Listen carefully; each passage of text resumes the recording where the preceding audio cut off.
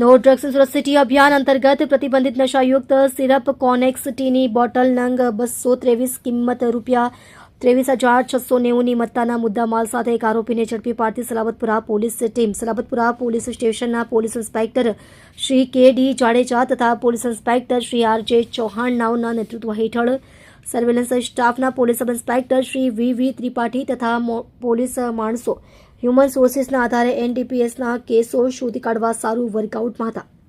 દરમિયાન સર્વેલન્સ સ્ટાફના એએસઆઈ દિનેશભાઈ ખીમજીભાઈ તથા હેડ કોન્સ્ટેબલ પરાક્રમસિંહ માનસિંહ નાઓને મળેલ આધારભૂત બાતમી હકીકતના આધારે ઉમરવાડા ચીમની ટેકરા ઘર નંબર 148 બીજા માળેથી એક ઇસમને પ્રતિબંધિત નશાયુક્ત સિરપ કોનેક્સ ટીની બોટલ નંગ 223 કિંમત ₹23,690ની મત્તાના મુદ્દામાલ સાથે આરોપી અનવર ખાન ઉર્ફે વાયરમેન ઇબ્રાહિમ ખાન પઠાણ ઉંમર વર્ષ 58 રહેવાસી ઘર નંબર 148 બીજો માળ જૂના ડેપો ચીમની ટેકરા ઉમરવાડા સલાબતપુરાને ઝડપી પાડી તેની વિરુદ્ધ સલાબતપુરા પોલીસ સ્ટેશન ગુનો રજિસ્ટર્ડ નંબર 2025 બીએનએસ એક્ટ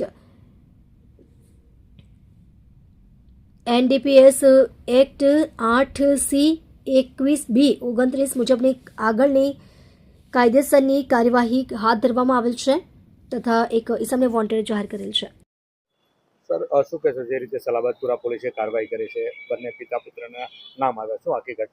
બરાબર છે. સલાબતપુરા પોલીસ સ્ટેશન વિસ્તારના ડિસ્ટાફના જે એએસઆઈ દિનેશભાઈ છે એને બાતમી મળેલી ઉમરવાડા ચીમની ટેકરા ખાતે સલમાન ખાન પઠાણ અને એના જે પિતા છે અનવર ખાન પઠાણ એ પોતાના રહેણાંક મકાને ફોરેક્સ બોટલો રાખી અને જે પ્રતિબંધિત છે એનું વેચાણ કરે છે. તો જે બાબતે બે પંચો રૂબરૂ સરકારી પંચો સાથે પીઆઈ રૂબરૂ સદરવ જગ્યા ઉપર રેડ કરી અને અનવર ખાન પઠાણ છે જે હાજર મળી આવેલા અને જેના કબજા રહેઠાણના મકાનમાંથી 230 નંગ કોરેક્સ બોટલો જે પ્રતિબંધિત છે મળી આવેલી હતી. એ બાબતે સલાબતપુરા પોલીસ સ્ટેશનમાં ગુનો નોંધાયેલ છે.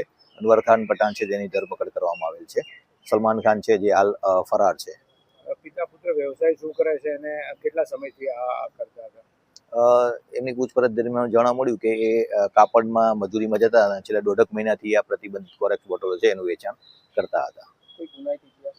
ના, હાલ તો એનો કોઈ ગુનાહિત ઇતિહાસ નથી. તેમ છતાં અનવર ખાન ને સાથે રાખી અને ગુના બાબતે તેમજ અન્ય દિશાઓ તપાસ ચાલી રહી છે. કેટલાનો મુદ્દામાલ મળ્યો? આશરે 23,000નો મુદ્દામાલ મળી આવેલો છે.